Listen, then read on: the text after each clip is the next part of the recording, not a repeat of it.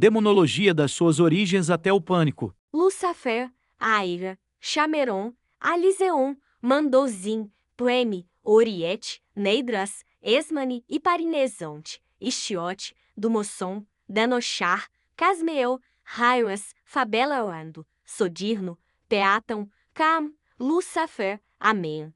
Conjuração de Lúcifer, Grimorium Verum. Falar de demonologia é sempre interessante hoje em dia, em tempos dominados pelo politicamente correto, onde até mesmo os próprios demônios foram postos como seres fofos e deuses bonitos habitantes de mundos cor-de-rosa. Então, vamos falar um pouco da mãe de todos os diabos, a Santa Igreja. Em sua Suma Theologica, Steo, Tomás de Aquino elaborou páginas e mais páginas sobre o mal e a natureza dos anjos e dos demônios, anjos expulsos do paraíso, baseando-se nas obras patrísticas de antigos mestres da Igreja. Mas foi um determinado trecho destas linhas que deram início à intensificação dos estudos da então chamada demonologia.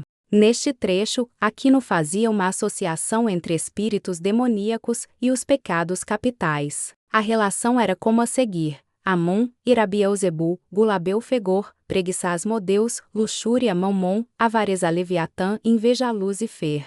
Soberbai foi assim que a Igreja Católica, através de seus estudos e tratados sobre o mal, deu à luz a todos os demônios e espíritos imundos, que agora nós alegremente riscamos nos cadernos e cantamos os nomes nas noites de tédio. O Tratado de Aquino foi o pontapé inicial para que os nobres pervertidos e ricos e os descontentes com a Santa Igreja se aproveitassem para clamar pelo mal, enquanto os pagãos dançavam em seus sabatis pelas matas. Foi a base para a fundamentação de um novo tipo de literatura da demonologia. Passamos para a demonolatria, adoração a entidades de cunho demoníaco, ou seja, dos estudos e análises de filósofos, para as práticas de cultos sombrios em noites de orgias escondidas nos salões de ouro e até mesmo sob as batinas da Igreja. E isso, literalmente. As imposições morais da Igreja Católica e a forte doutrina punitiva restritiva manualística imposta a todos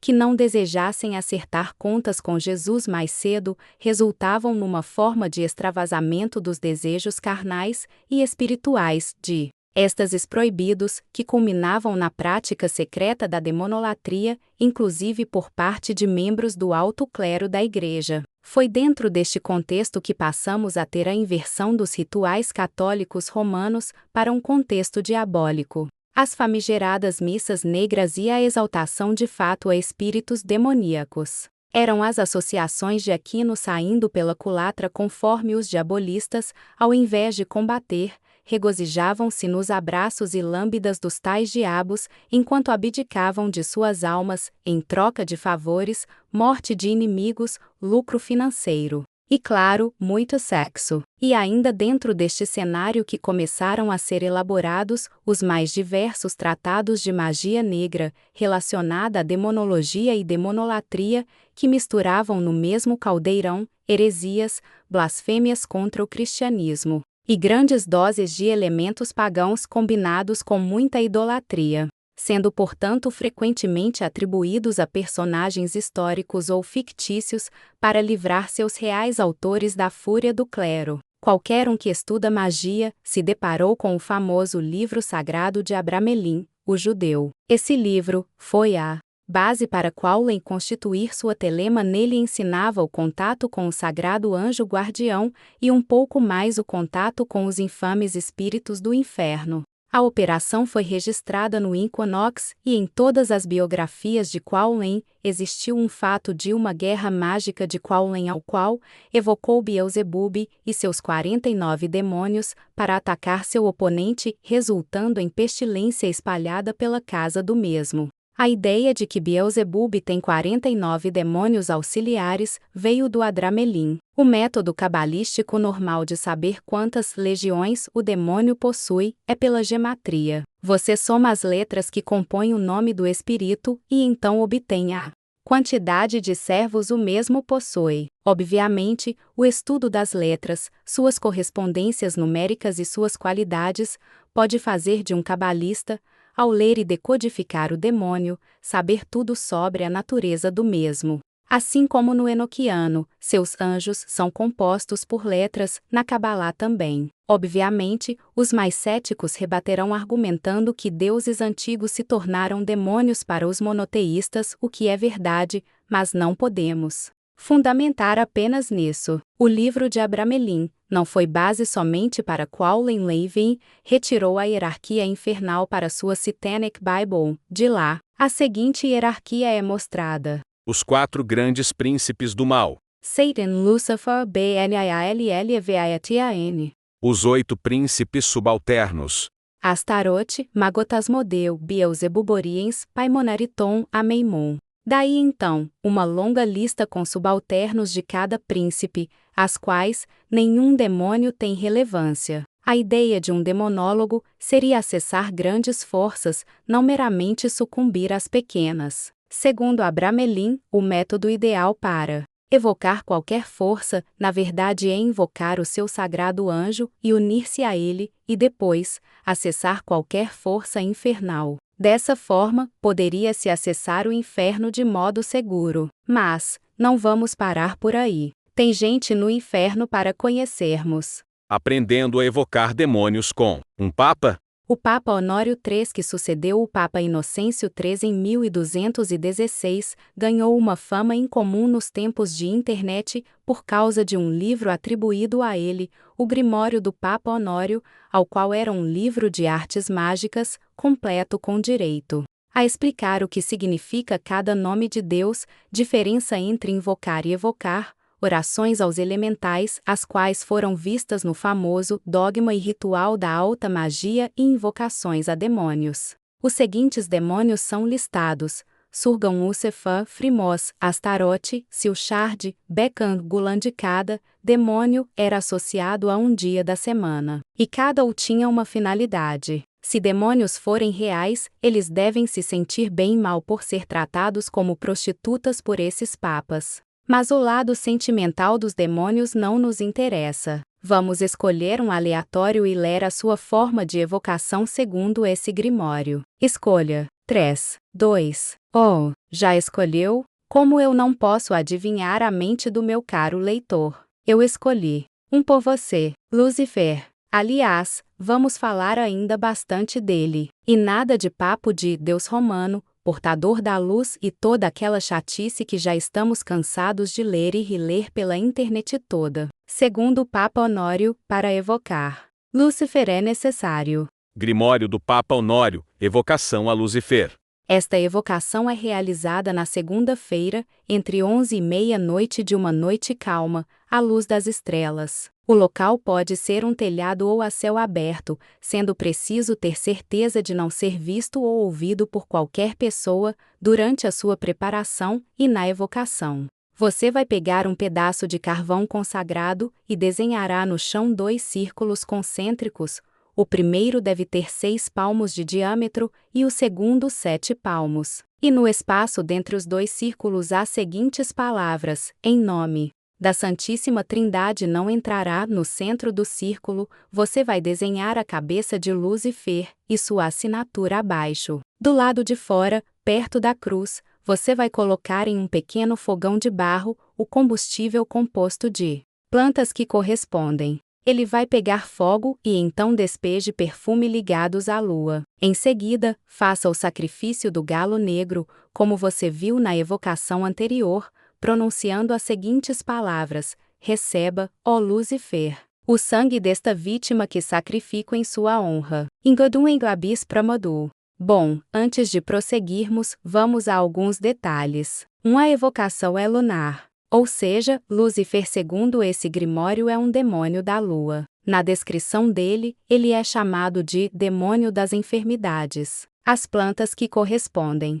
naturalmente, devem ser ligadas à lua, ou seja, lírio, rosas brancas, jasmins, gardênia e afins. O mesmo vale por ter que ser feita na segunda-feira. 2 perfumes ligados à lua é a mesma coisa. 3 A cabeça de Lucifer segundo esse grimório. É tosco demais. Mas deve funcionar. A cruz e a contenção do espírito são somente escritos. ou seja, o espírito fica subordinado apenas ao seu giz, carvão escrito no chão. Teoricamente, o que se faz no físico, se faz no astral. Logo, desenhar a cabeça dele seria prende-lo ali. Escrever à volta seria obriga-lo, não deixar ele avançar nesse segundo círculo, muito menos no magista. Ele teria que ficar preso ao centro do círculo, aonde o sigilo foi feito. 4. Aposto que você se assustou na parte de sacrificar galo preto. Óbvio, não por causa do sacrifício em si, mas pelo nível do sacrifício. Porque um rei do inferno iria querer um bicho que todo macumbeiro mata. Essa parte é interessante para vermos que o gosto das entidades é na verdade subjetivo à ideia do evocador. E que Lúcifer curte uma canja. Dentro desse grimório, Lúcifer é o senhor das enfermidades. Ele tem o poder de causar ou curar qualquer doença, também ensina as propriedades das ervas. É interessante você notar que todas as evocações seguem o mesmo padrão, dando o galo pro espírito, apenas mudando o dia de acordo com cada espírito. Esse papa era muito prático, diferente de todo o processo do Abramelin, ao qual levaria meses para o magista completar. E então o mago, segundo essa conjuração, iria assinar em um contrato com seu sangue e dar para o espírito em troca do poder de cura e a sabedoria das plantas. Mas o Papa Honório não foi o único a nos ensinar a evocar demônios. Vieram mais grimórios. E a nossa amada Goécia. Grimórios medievais e demônios esquecidos. Em 1577 nasceu um dos livros mais chupados em demonologia, ao qual seu autor Ian Ronway listou 66 demônios exclusivos, no primeiro catálogo prático para a ascensão de qualquer demonologista. Seu nome era Pseudomonarchia Daemonum e ele está a nossa velha Goecia quase completa e incompleta. Eu sei que foi isso que veio na sua cabeça. O fato é que o PD vinha com 69 demônios e a nossa Goecia com 72. Porém a pronto socorro vinha com um demônio chamado Pruflas, ao qual para a nossa Goecia, ele foi retirado. E outros 4 se seguiram. É interessante notar que o PD é o único grimório realmente autêntico com a data intitulada. Todos os outros foram desmitificados e atribuídos aos séculos XVI.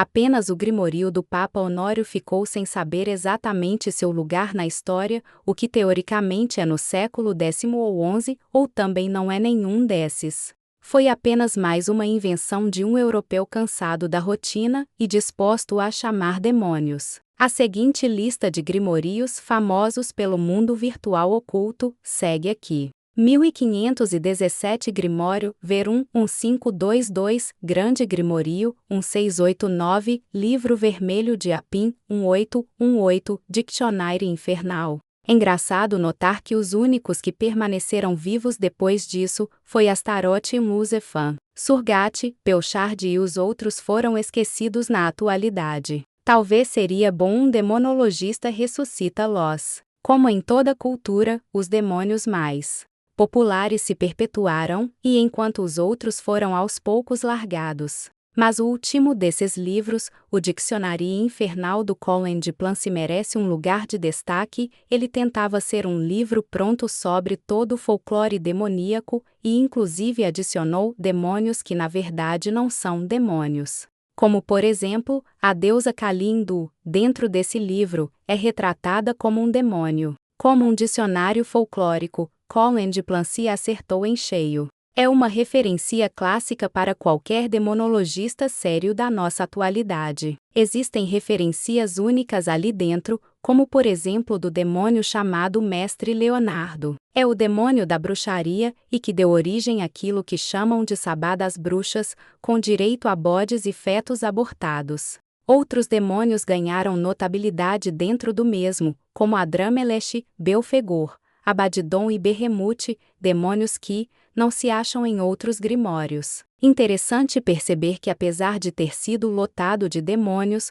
o livro do Plancy, muitas vezes era um avatar de fantasia. Ele canalizava todos os medos dos europeus na época e criava um compêndio para facilitar a identificação dos mesmos. Em 1522, nele encontramos o Gwen Grimoire, um grimório no mínimo confuso. Ele se inicia com conjurações ao Lúcifer pedindo para que o mesmo apareça. Poucos instantes depois, quem responde é Lucifuge Rofocale, que é vista como outro nome de Lúcifer. Mas, na segunda parte do Grimório, o mistério se desvenda. Lucifuge é o primeiro-ministro do inferno e representante direto de Lúcifer. Numa evocação mais clara, esse pequeno mal-entendido é revelado. É interessante notar que os demonologistas modernos seguem o raciocínio de um mito de internet, ao qual Lucifuge Rofocale é forcalor, sendo o segundo, um anagrama para o mesmo. Em 1689 Redboca Vapin lançou uma hierarquia magnífica de demonolatria. Levando em conta que Baal foi chamado de Vol, sabe-se lá porque ele conseguiu ser um dos manuais mais pés no chão dentro dos manuais que tínhamos. Ele agregava deuses gregos como Hecate, Lâmia e Tifon, aos quais eram partes da hierarquia infernal. É interessante notar que o conceito de demônios de prateleira era assunto pertinente a todo o Grimório. Quando uso essa expressão, quero me referir ao fato deles darem a cada demônio uma função e um objetivo específico, como se aquele demônio fosse apenas para aquele intento. Observe que se os demônios forem realmente pessoas, eles devem saber fazer muito mais que seduzir, destruir e enriquecer, aos quais são as funções tão básicas quanto a soma, multiplicação, divisão dentro da matemática. Esses grimórios terminaram por inspirar uma peça a qual não pode faltar quando se fala no tema demonologia, a Lenda de Fausto. Escrita pelo alemão Johann Wolfgang von Goethe, sendo o trabalho da vida do autor, finalizado somente em meados de 1830, aos seus 82 anos, talvez, a história de um dos ocultistas mais famosos que temos notícia no tocante à demonologia. O livro obra-prima de Goethe narra-nos a história de Heinrich Fausto, um sábio doutor que, insatisfeito com seus conhecimentos mundanos, aventura-se pelo oculto.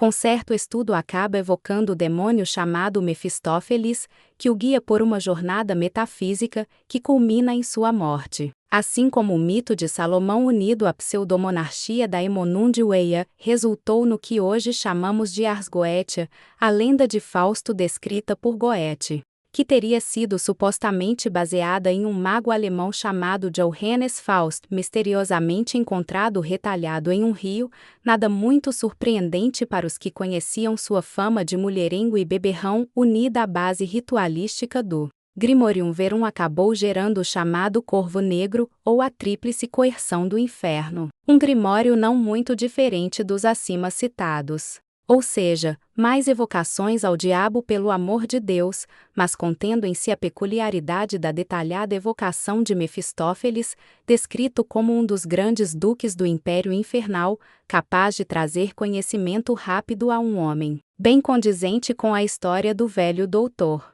A histeria do século XX e suas demandas demonológicas. O nosso século realmente é estranho, levando em conta o súbito interesse pela política, ao qual criamos duas vertentes ideológicas conflitantes que se tornam motivos de memes e variadas guerras para conseguir provar quão certo o capitalismo quão certo o comunismo é, digo política, e esse exemplo de guerra ideológica, porque o mesmo acontece em todas as outras religiões. Futebol, por exemplo, é uma religião que leva a um fanatismo tão grande quanto o ocultismo. Dos anos 90 passando pelo fim do mundo que não ocorreu em 2000, depois entrando num novo milênio recheado de góticos, wiccas e rituais feitos por webcam, ganhamos acima de tudo uma guerra dentro do próprio ocultismo. Tudo isso, junto com as atribuições filosóficas de quem é Satã, o que ele faz, de onde nasceu,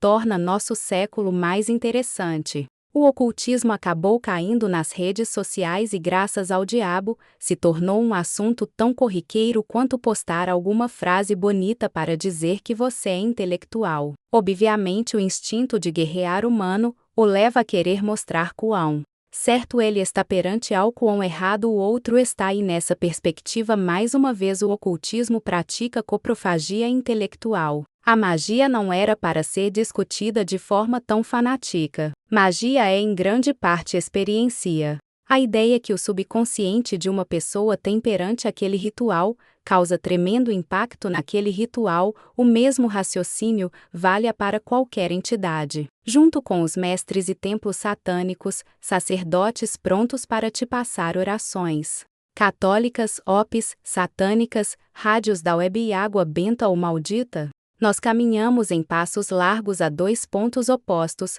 a iluminação e a perdição. A perdição é um processo de repetição. Você lê, relê, conversa, desconversa, debate, tenta argumentar, provar, utiliza de tudo para manter e firmar as tradições já pré-estabelecidas. Nela você aprende algo e o mantém pelo restante da sua vida, e passa ele, como uma DST para seus companheiros mágicos. Aqui não muito o que se fazer ou dizer, já que a única coisa que você faz é continuar repetindo as mesmas coisas que são repetidas há séculos. Existe uma grande reprovação por técnicas novas e mundos modernos dentro da cabeça dos perdidos. Aqui existem mestres, seitas, grupos, covens, ordens iluminadas e tudo mais que a ordem pode te fornecer. Aqui Coronzon se alimenta das entranhas da sua inteligência. Quaulen citou em seus Confessions uma frase que pode descrever,